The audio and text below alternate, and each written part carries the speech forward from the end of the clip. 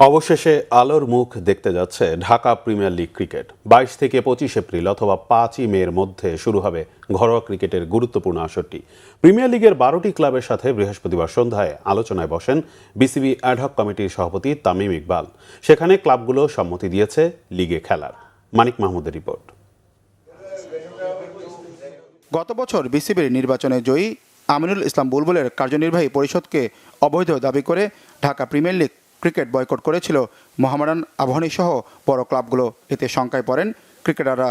গত 7 এপ্রিল আগের বোর্ড ভেঙে দিয়ে নতুন অ্যাডহক কমিটি গঠন করে দেয় জাতীয় ক্রীড়া পরিষদ।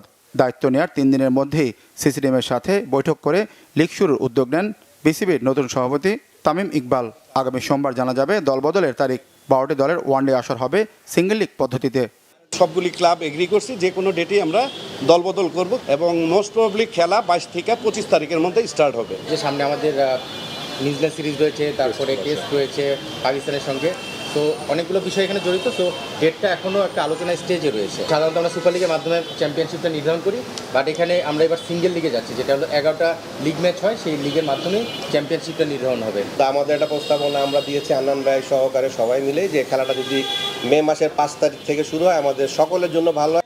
বৃষ্টির মৌসুমে ম্যাচ পরিত্যক্ত হওয়ার শঙ্কায় একসাথে 6 মাঠে লিগের খেলা চায় ক্লাবগুলো। ওয়ানডে বিশ্বকাপের আগে ক্রিকেটারদের প্রস্তুতির বড় প্ল্যাটফর্ম এই লিগ মনে করেন ক্লাব প্রতিনিধিরা।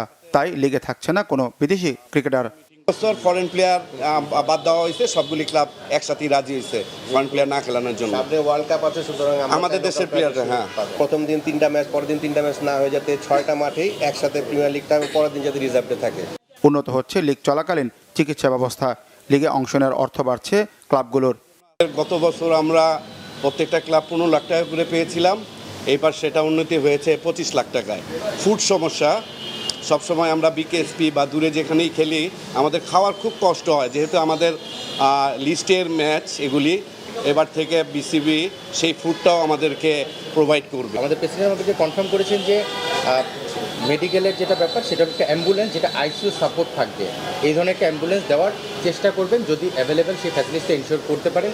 বিসিবির সাথে সভায় 2টি ক্লাব বাদে উপস্থিত ছিলেন প্রিমিয়ারের বাকি 10 ক্লাবের প্রতিনিধিরা। মানিক মাহমুদ, বাংলা ভিশন, ঢাকা।